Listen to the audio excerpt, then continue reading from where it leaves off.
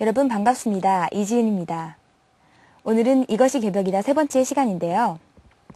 지난 시간에 이어서 서양의 위대한 예언가인 미셸 노스트라다무스와 에드가 케이시에 대해서 알아보도록 하겠습니다. 우선 강좌에 들어가기 전에 대도 세계에 들어가는 자세에 대해서 한번 알아볼까요? 옳든 그르든 먼저 들어온 지식이 주인 행세를 한다. 사람은 자라는 과정에 있어서 많은 경험이나 지식을 바탕으로 의식을 형성하게 되는데요. 그래서 나름대로 고정관념을 갖게 되죠. 또한 사람은 변화를 참 두려워하는 동물이라고 생각합니다. 그래서 조직 속에서 새로운 변화가 있을 때 그것을 받아들이기 어려워하는 경우를 많이 보기도 하는데요. 150년경에 그리스의 프톨레마이오스에 의해서 제안되었던 천동설은 1400여 년간 태양계의 운동을 설명하는 유일한 이론으로 계속되었습니다. 그러나 코페르니쿠스와 갈릴레오 갈릴레이에 의해서 지동설이 주장이 되었는데요. 이러한 지동설을 사람들은 받아들이지 못했고 결국 갈릴레오 갈릴레이는 이것을 주장하다 2번에 걸쳐서 종교 재판을 받게 되었습니다. 그러나 여러분도 잘 아는 이야기겠지만 법정을 나올 때 갈릴레오 갈릴레이가 이렇게 얘기를 하죠. 그래도 지구는 돈다. 세상을 진보시킨 진리는 항상 세상 사람들로부터 핍박을 받았지만 결국 시간이 지난 후에 인정을 받게 되었습니다. 다음은 기어 즉수무리요, 심어 즉수도라는 말씀인데요. 이 기라고 하는 것은 그릇으로서 그릇이 비어있지 않으면 물건을 담을 수가 없겠죠. 마음 역시도 비어있지 않다면 이 도를 받을 수가 없다라는 말씀입니다. 여기에 이런 여러 가지 잔이 있는데요. 맛있는 음식들이 많이 담겨 있지만 만일 가운데 있는 잔처럼 많은 음식물이 가득 차 있다면 더 이상 다른 것을 넣을 수가 없겠죠. 그러나 이렇게 비어 있을 때 새로운 것을 받아들일 준비가 될 수 있는 것입니다. 모 대학 교수가 어떠한 선생에게 가르침을 받기 위해서 찾아갔는데 둘이서 같이 앉아서 차를 마시는데 이 선생이 찬물이 넘치는데도 불구하고 계속해서 잔에 차를 따르고 있더랍니다. 그래서 이 대학 교수가 찬물이 넘치는데 이제 그만 따르시지요 라고 얘기를 했는데 선생께서 이렇게 말했다고 합니다. 자네 마음이 이와 같은데 내가 무슨 말을 하겠나. 세 번째로 과학적 사고방식을 어느 정도 버려라. 우주의 조화세계의 이면에 흐르는 정신을 간파하기 위해서는 감성이 크게 터져야 한다고 안경전 종전님께서 말씀하고 계시는데요. 요즘 사람들은 이야기를 할 때 어떠한 증거를 내세우면서 과학적인 어떠한 증거를 필요로 합니다. 그러나 이러한 과학은 우주의 신비를 밝히는 부분에서는 아직 부족한데요. 특히 초능력이나 영성 문제에 있어서는 더욱 그런 것 같습니다. 여기서 우리가 한번 생각해 봐야 될 문제는요. 이 귀신이라고 하는 단어는 사실 이 귀신을 과학이 밝혀내지는 못하고 있거든요. 그러나 있고 없고를 떠나서 이 단어의 역사성을 한번 생각해 보면요. 이 언어라고 하는 것은 인간의 문화와 함께 발전해 오면서 사라지기도 하고 또 생겨나기도 하는데 귀신이라는 어떤 대상이 실제로 만일 존재하지 않고 과학적으로 증명할 수 없는데도 불구하고 역사를 통해서 지금까지 계속되어 왔다면 이것에는 분명히 이 귀신이라는 것이 이 생활 속에서 즉 우리가 증거 이런 얘기를 하지만 과학적 사고방식이라고 해서 모든 것이 완벽한 것은 아니라는 것을 우리는 알아야 합니다. 또한 마지막으로 대도의 세계에 들어가기 위해서는 반드시 큰 스승을 만나야 합니다. 성인은 사만물하고 범인은 사성인한다라는 말도 있듯이 우리와 같은 이러한 범인들은 사실 성인들이 하는 것을 따라하고 성인을 스승으로 삼아서 이러한 대도 세계를 만나게 되는 것이거든요. 이어서 동서양의 모든 성자, 선지자, 위대한 예언가가 전하는 인류의 미래에 대해서 한번 생각해 볼 것인데요.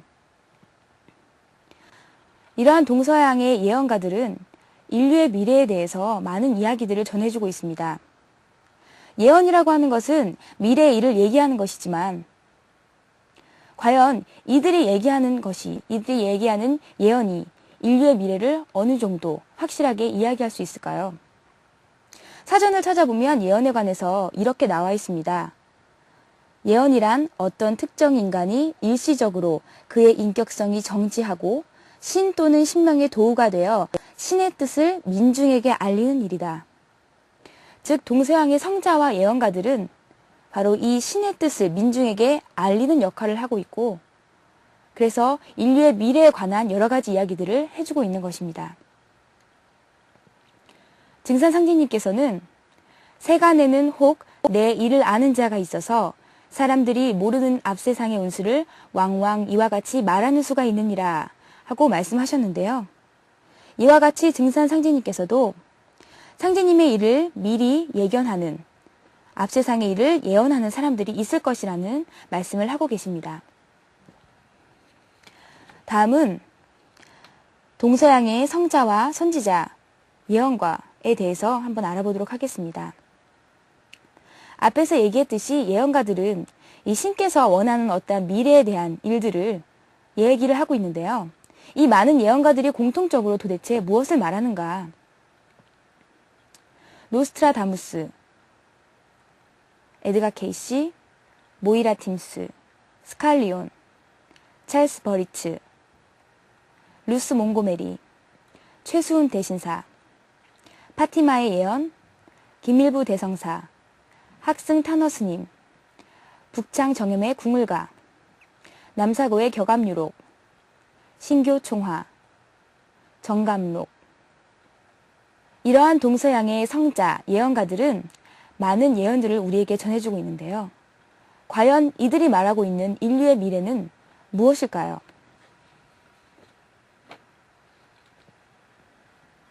그럼 처음으로 에드가 케이시에 대해서 한번 알아보도록 하겠습니다. 다음의 동영상은 95년 미국 MBC 방송에서 방영했던 자료인데요. 다 같이 함께 보고 다시 얘기하도록 하겠습니다. 예언자들에게 공통적으로 나타나는 게 있습니다. 어린 시절의 아름다운 여자의 환영, 치료의 힘, 미래에 대한 예시 능력. 이런 능력을 가졌다고 주장하는 미국인이 있었는데 에드가 케이시라는 사람이었습니다. 케이시는 역사에 있어서 가장 정확하고 잘 기록되어 있는 영매입니다. 하지만 일상생활 속에서 평범한 사람이었고 이 능력을 특권이라기보다는 짐스럽게 생각했습니다. 1877년 켄터키 교우에서 태어난 케이시는 어린 시절부터 놀라운 능력을 보여줬습니다. 세월이 흘러 케이시는 어린 시절 친구 제트로드 이반스와 결혼해 가정을 꾸몄습니다. 1901년 그의 놀라운 예시 능력은 다시 한번 그를 놀라게 했습니다. 몇 년 후에 케이시는 이 이상한 치유 능력으로 어린아들의 시력을 다시 찾아주었습니다. 그리고 부인의 심한 결핵도 고쳤습니다. 이건 그가 다른 사람을 돕기 위해서 필요한 것이었습니다. 자신의 아내와 아들이 건강을 회복했기 때문에 그는 자신을 만나러 오는 사람들을 거절할 수 없었어요. 그의 치유력이 소문이 나자 많은 의사들이 아주 힘든 환자를 치료하는 걸 도와달라고 몰래 편지를 보냈습니다. 어린 시절 그가 다른 사람들을 돕겠다고 말한 대로 이 길이 케이시의 직업이 됐습니다. 케이시는 독심술사로도 알려져 있는데 그는 사람들의 생명력도 볼 수 있었다고 합니다. 생명체 주위에 오로라를 볼 수 있었습니다. 오로라를 보는 그의 능력이 케이시의 목숨을 구한 적도 있었습니다. 케이시가 뉴욕시에 있는 한 백화점에서 엘리베이터를 타려고 서 있었습니다. 케이시는 항상 주위에 있는 사람들의 색깔 있는 오로라를 볼 수 있었습니다. 그에겐 당연한 일이었죠.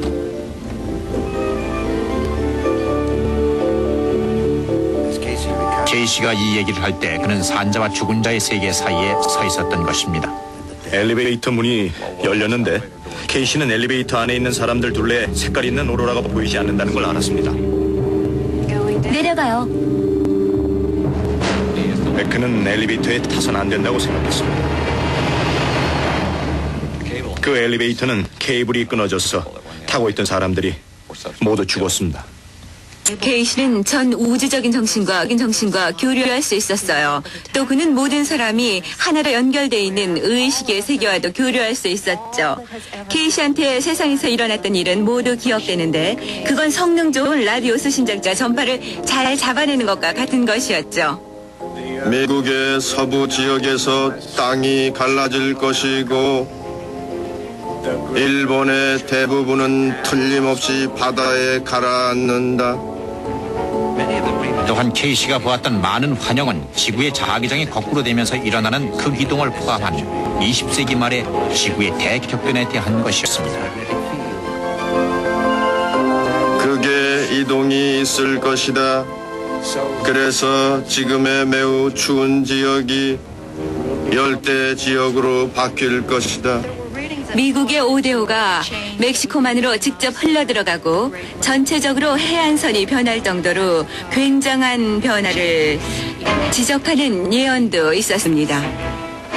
현재의 많은 육지의 해안선이라고 하는 것들이 바다 밑바닥이 될 것이다. 케이시는 몇몇 불길한 예언도 했습니다. 이건 아주 놀라운 예언이기도 한데 뉴욕시와 미국의 서부 지역이 파괴될 것이라고 예언했습니다. 로스앤젤레스, 샌프란시스코 이 도시들의 모든 곳이 파괴될 것이며 뉴욕시보다 먼저 파괴될 것이다. 1945년 1월 3일 에드가 케이시는 죽었지만 그의 예언은 살아있습니다.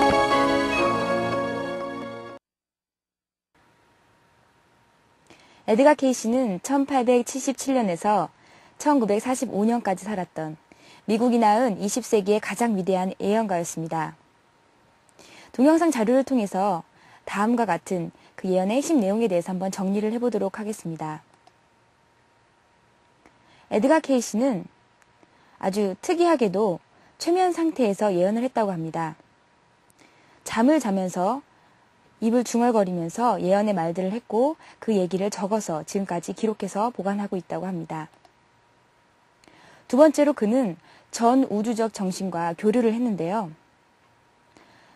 사실 인간은 이 무의식 세계를 수행과 노력을 통해서 그 전 우주적 정신과 교류를 할 수 있거든요. 이러한 능력이 에드가 케이시에게도 있었다는 것을 알 수 있습니다. 그리고 소련의 공산주의가 붕괴될 것을 예언을 했고요.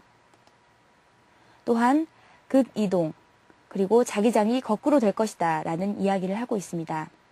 왼편에 나와 있는 지구의 모습처럼 지구의 극이 이동할 것을, 그리고 그로 인해서 새로운 사이클이 생겨날 것을 에드가 케이시는 예언을 하고 있습니다. 그리고 또한 일본의 침몰과 LA, 뉴욕이 침몰되거나 파괴될 것이다 라는 예언을 하고 있는데요. 이 LA나 뉴욕이 침몰 파괴될 것이라고 하는 것은 고든 마이클 스칼리온도 예언을 이미 했거든요. 그리고 일본의 침몰에 관해서는 보통 예언에서는 must라는 단어를 잘 안 쓰는데 이 원문을 보면 일본의 침몰은 반드시 일어날 것이다 라고 must를 사용하고 있습니다. 우리는 일본은 개벽기에 화산 폭발로 가라앉을 것이라는 것을 예상을 할 수 있죠. 다음은 상제님 말씀을 통해서 에드가 케이시의 예언에 대해서 다시 한번 생각해 보도록 하겠습니다. 도전 7편 15장을 보시면 상제님께서는 일본은 불로 치고 서양은 물로 치리라. 세상을 불로 칠 때에는 산도 붉어지고 들도 붉어져 자식이 지중하지만 손목 잡아 겨를이 없으리다 라고 말씀하고 계십니다. 다음은 극이동에 관련된 극이동이 인간에게 얼마나 큰 충격을 미치는가에 대해서 동영상을 한번 보도록 하겠습니다. 이 동영상을 보면서 이 영화의 주인공이 바로 나 자신이다. 내가 그 안에 있다. 라고 한번 생각해 보시고 그 충격이 얼마나 클지에 대해서 한번 느껴보시기 바랍니다.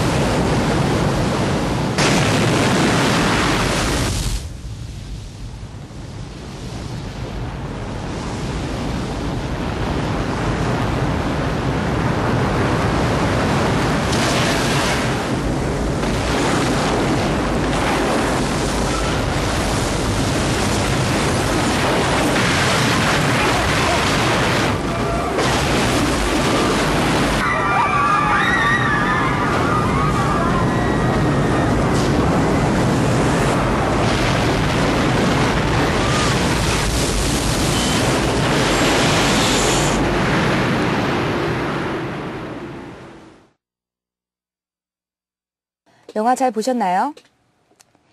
이 영화에서는 수많은 사람들이 죽고 있습니다. 이 상황은 개벽기와 굉장히 흡사한데요. 여기서 우리가 한번 생각해 봐야 될 것은 왜 이 사람들이 이렇게 죽어야 할까요? 예수님을 믿지 않아서? 혹은 석가부처를 믿지 않아서? 아니면 마호메트를 믿지 않기 때문일까요? 왜 이러한 극이동으로 인해서 우리 인간들이 수없이 많이 죽어야 하는지에 대해서, 개벽에 대해서 다시 한번 생각해 보시기 바랍니다. 이어서 노스트라다무스의 예언에 대해서 다시 한번 살펴보도록 하겠습니다. 노스트라다무스는 1503년 프랑스에서 태어났고요.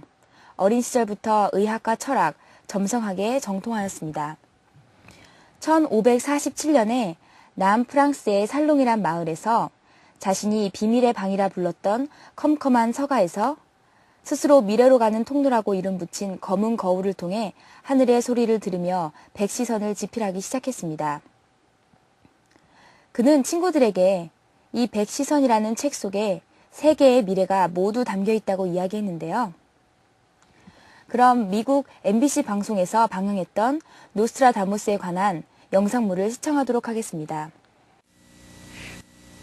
아카이의 시대 300년 후에 인류의 멸망을 지켜보게 될 불행한 마지막 휴왕의 이름을 로마의 베드로 로마로 예언한 사람이 또 있습니다. 두 번째로 이 예언을 한 사람의 이름은 예언자의 왕이라고 불리는 미셸 드 노스트라다무스였습니다. 노스트라다무스는 약 500년 전인 1503년에 프랑스 남부 프로방스에서 태어났습니다. 사람들이 노스트라다무스를 예언자의 왕이라고 부르는 이유는 나폴레옹과 히틀러의 등장을 정확하게 예언했기 때문입니다. 2차, 3차 세계대전까지 예언을 했고 잠수함과 우주왕복선의 등장까지도 정확하게 맞췄습니다. 그 당시에는 흑사병이 전 유럽을 휩쓸면서 많은 생명을 앗아가고 있었습니다. 이러한 16세기 유럽의 참혹한 환경 속에서 노스트라다무스가 처음 명성을 얻은 것은 예언자로서가 아니라 의사로서였습니다. 노스트라다무스가 아무것도 예언을 하지 않았다면 16세기 위대한 의사로 기억됐을 겁니다. 불행하게도 노스트라다무스는 아내와 아이들이 흑사병에 걸렸을 때 아무것도 할 수 없었습니다. 절망에 빠져 노스트라다무스는 유럽 이곳저곳을 방황하다가 다시 결혼해 프랑스 살롱에 정착해서 그곳에서 놀라운 예언들을 하게 됩니다. 노스트라다무스는 글자 수수께끼와 문자를 섞어서 상징적인 사행시를 만들었습니다. 이런 상징적인 방법으로 예언을 남긴 것은 그가 살던 시대가 엄격한 종교의 시대여서 예언은 금지됐었고 악마의 행위로 간주됐기 때문입니다. 학자들은 노스트라다무스의 사행시에 3명의 적그리스도가 등장할 것이고 인류 최후의 전쟁에 대한 예언이 담겨 있다고 합니다. 연구가에 따르면 첫 번째 적그리스도는 평민 출신으로 프랑스의 황제가 된다고 합니다. 노스트라다무스는 이렇게 썼습니다.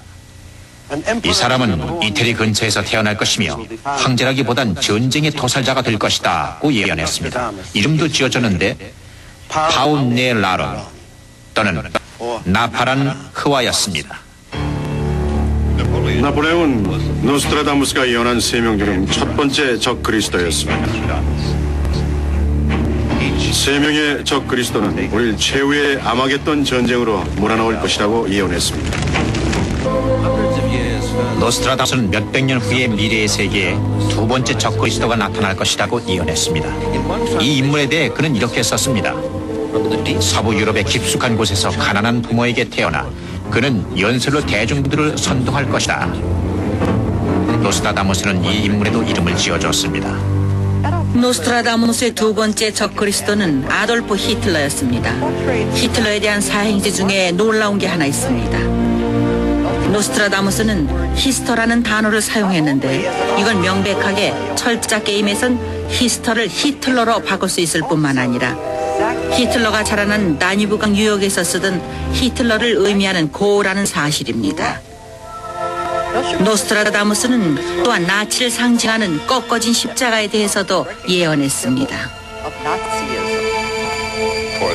히틀러는 5천만 명의 사람을 죽음으로 몰고 가고 2억 5천만 명을 다치게 하는 만행을 저질렀는데 노스트라다무스는 이 만행을 5분 대학살로 묘사하고 있습니다. 그는 인간의 몸은 죽음을 당해 제로로 탈 것이라고 예언했고 2차 대전을 끝날 사건까지 정확하게 예언했습니다. 노스트라다무스는 원자 폭탄에 대해서도 예언했습니다. 그는 사행시에서 폭발을 나무 속의 돌에 비유하고 있습니다. 돌은 폭탄을 의미하고 나무는 폭파된 후에 버섯 구름을 나타냅니다. 핵방사선, 폭탄, 전기, 라디오, 잠수함 그리고 비행기 여행까지 이 모든 것이 16세기에 살던 사람에 의해 예언됐습니다.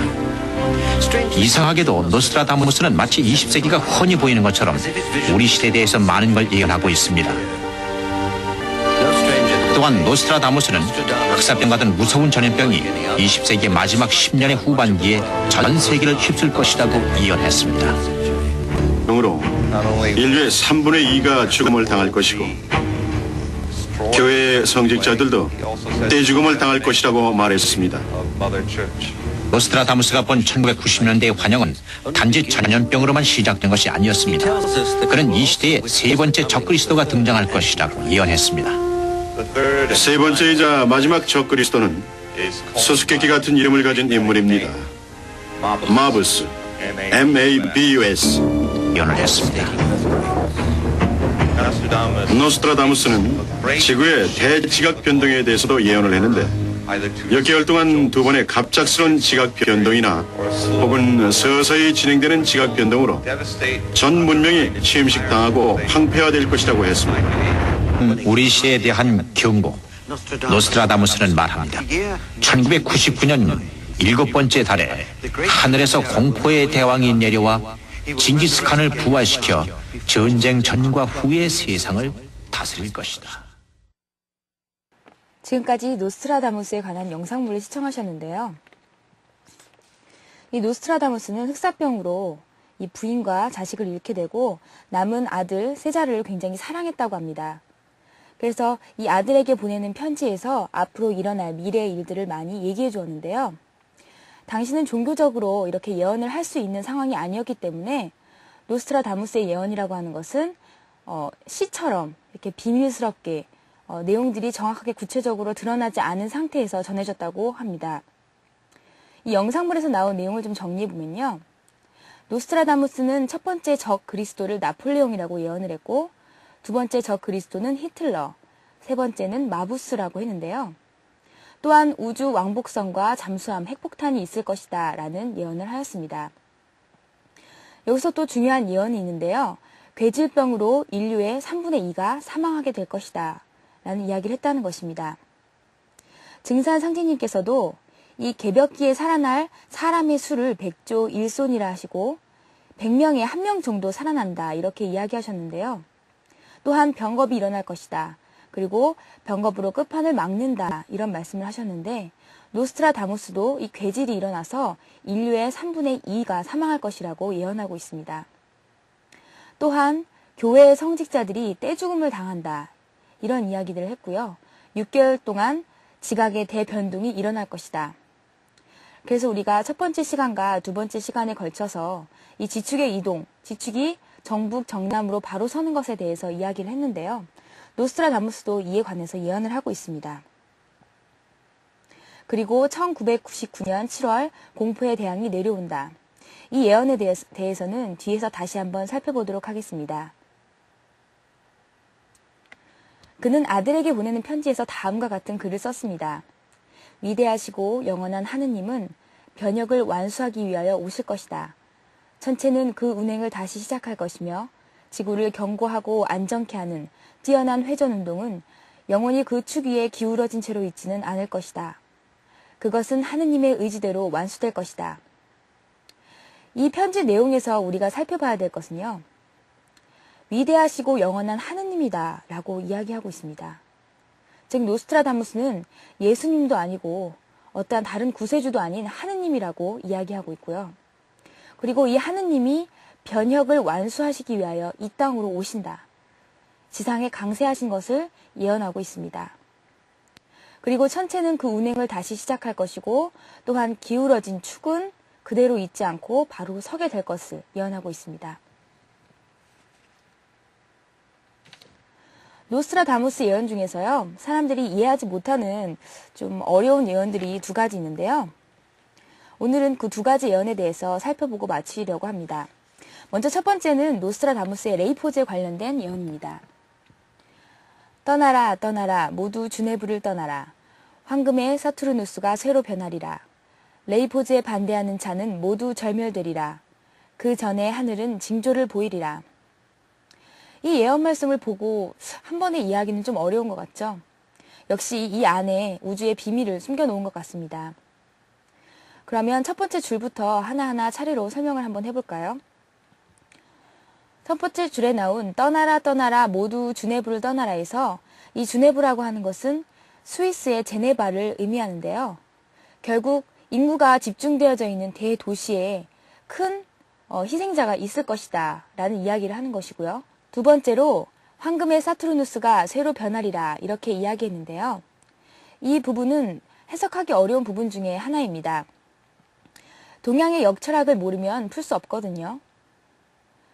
다음의 그림을 통해서 이 황금의 사투르누스가 과연 무엇인지 알아보도록 하겠습니다.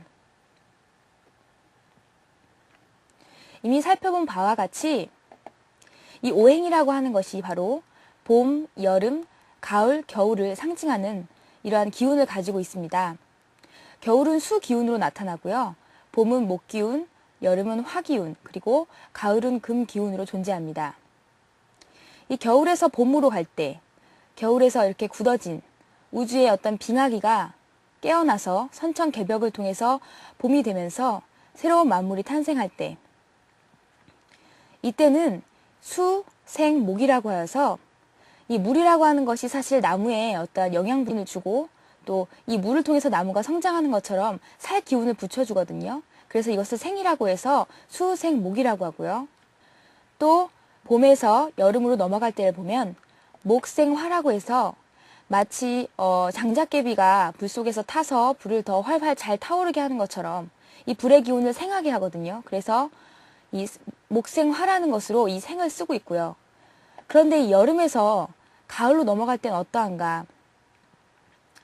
여름에서 가을로 넘어갈 때는 바로 극을 하게 됩니다. 이 화 기운이라고 하는 것은 쇠를 녹이잖아요. 그렇죠? 그래서 화가 쇠를 녹이는 것처럼 극을 한다고 할 수 있는데 이것을 막기 위해서 바로 이 토라고 하는 중성이 작용하게 되는 것입니다.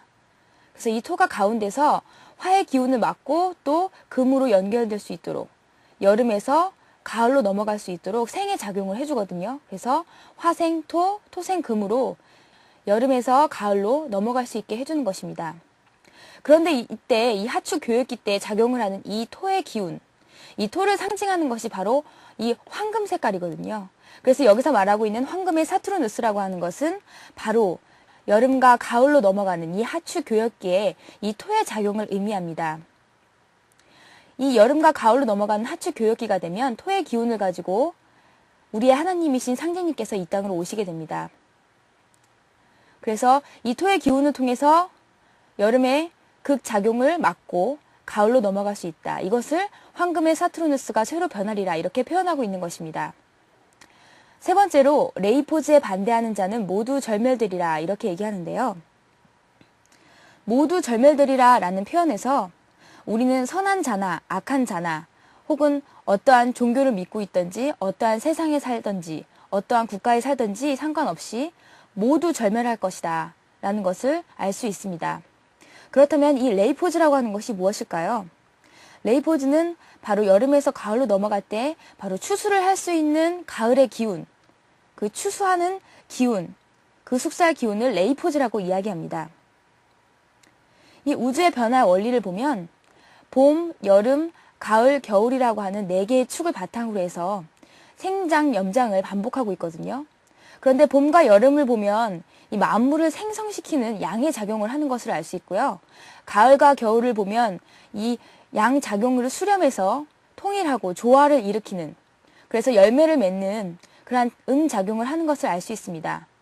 결국 생장, 염장이라고 하는 것은 이 양과 음의 작용이 계속 반복되어서 끊임없이 일어나는 것이거든요.